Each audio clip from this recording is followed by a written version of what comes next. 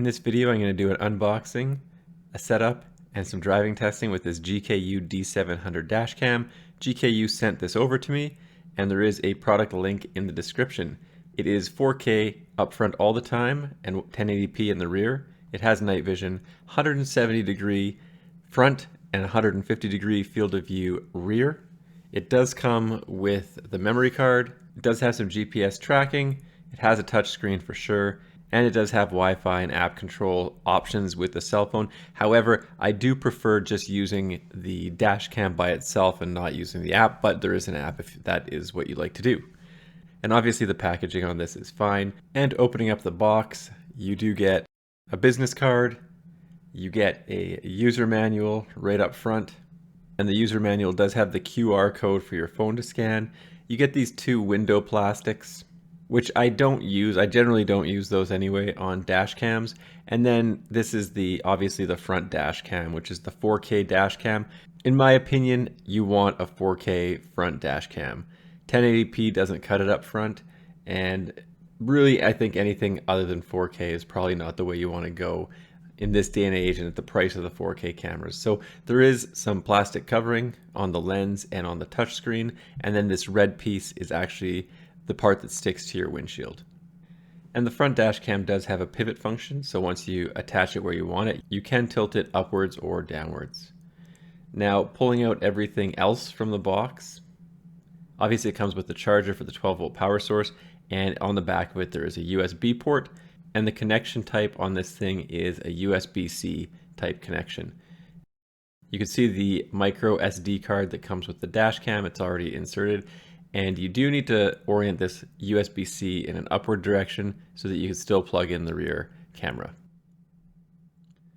This little orange thing is a trim tool for installing the rear camera and routing it between the trim of the vehicle, so it's not just hanging freely in the vehicle. And this does come with a few extra sticky pads for the cameras. They are sized for the front, however you could probably cut them down and use them on the rear as well. And these clips are essential in my opinion. You can get them from other sources. They sell them on Amazon. That is what allows you to route the cabling up front around the windshield and or across the dashboard of your vehicle and actually use those clips to hold the cable in place. And one of the final pieces here is the rear camera. It also has a little plastic cover on the lens for protection. And it is a fairly long camera. I'm going to put this in my Nissan Pathfinder, so it goes pretty far back. The Nissan Pathfinder has the 3 seats, so it should be able to make it to the back of any standard vehicle. Maybe a 15-pack van might be pushing it, but any normal vehicle I think it can make it to the back of.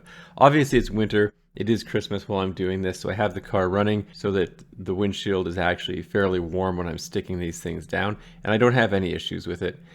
Now, mounting this to the front windshield, I put it right behind the rear view mirror, and then for these clips, I am missing one, and it's the one that I usually put straight above the camera so that I could route the cable around the exterior of the windshield. So you can see it goes straight up into the top right corner, into the bottom right corner, and then I have one front and center on the bottom.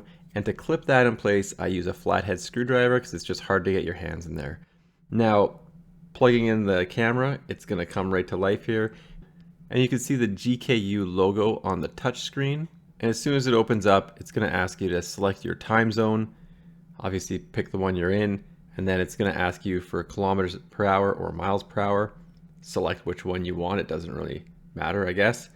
And then going into the options menu here, there are a lot of different options. I'm not going to go through all of them here, but you could select your resolution. I'm going to leave it at 4K. And selecting the video segment length, I'm going to stick with 1 minute.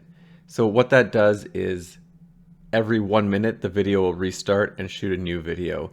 And that way when you get to the end of your SD card, it'll start erasing the first ones you did. So you can see how I routed the first cable. Obviously the one that's hanging straight down is the rear camera. Now going into the trunk area, just take the sticker off the rear camera as well, and I'm going to mount it front and center. Now the problem with this rear window is that it has a pretty dark tint on it. So when these cameras are looking out, it does seem a little darker than probably it would if you didn't have that dark tint on there. And you can see I've just started routing it through the vehicle. It's very easy to do on this vehicle, and really, unless you have a 2012 Nissan Pathfinder, the routing is going to be different anyway, so I'm not going to go over that, but I do feed it around all the plastic trim using the trim tool. But like I said, every vehicle is different, so there's no point in you watching me do it on my own vehicle. A couple other things you might want to do in the settings, and it is recommended in the manual, is to do an SD card format right away. So if you touch the SD format, hit confirm, there you go, format successful, and you could just hit the confirm button there and carry on. Now there's lots of different settings and you can play with those, but I will install the app here on my phone, and this will allow you to control the camera through your cell phone. It'll also allow you to view what the camera sees through your cell phone, and if you're using the app, you could also see how fast you're going on your cell phone. And if you wanted to, you could also go through the files. It does give you access to all the saved video segments if you want to view them on your phone. However, they are on the micro SD card, which is in the camera, so you don't necessarily need this.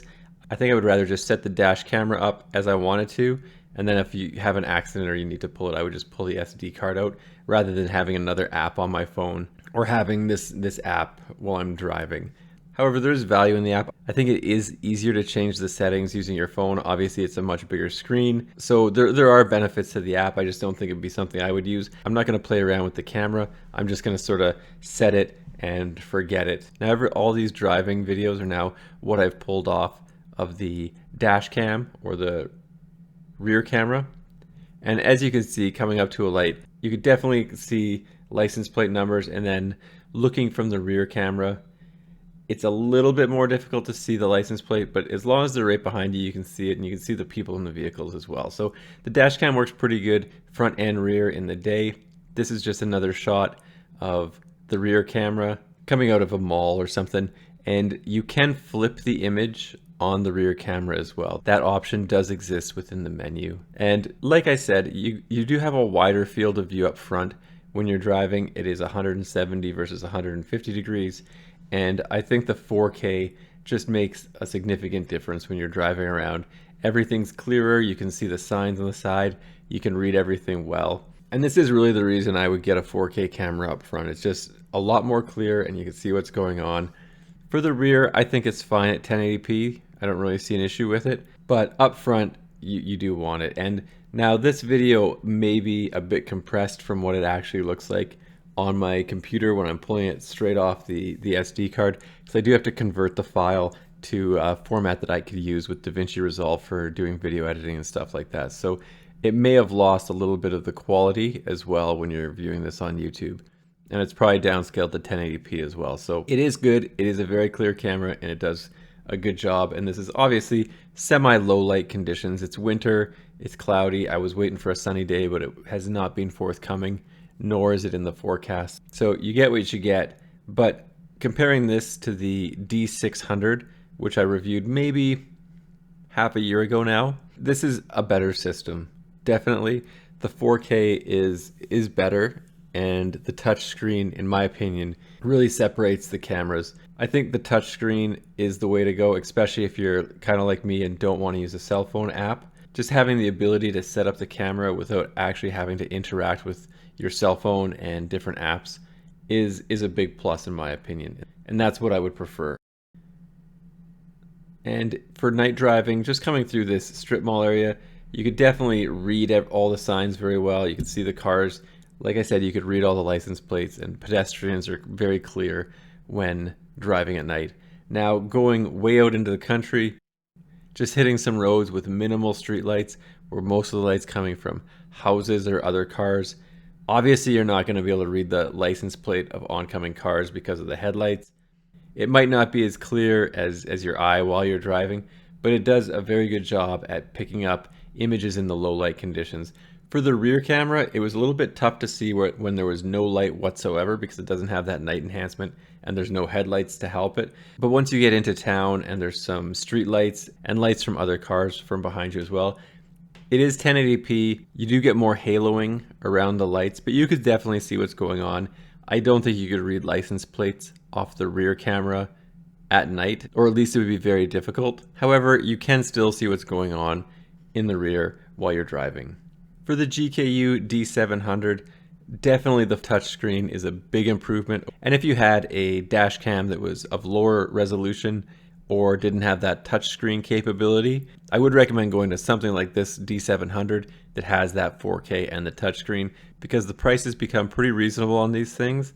And in my opinion, having a 4K front dash cam is the way to go, because it just has such a sharper image, and the touchscreen just makes everything much easier to use. Overall, my initial impressions of this camera are very good, and it is a camera that I would recommend people look at if they're looking for a new dash cam with the rear camera option. Anyway, thanks for checking out my video. Don't forget to like and subscribe.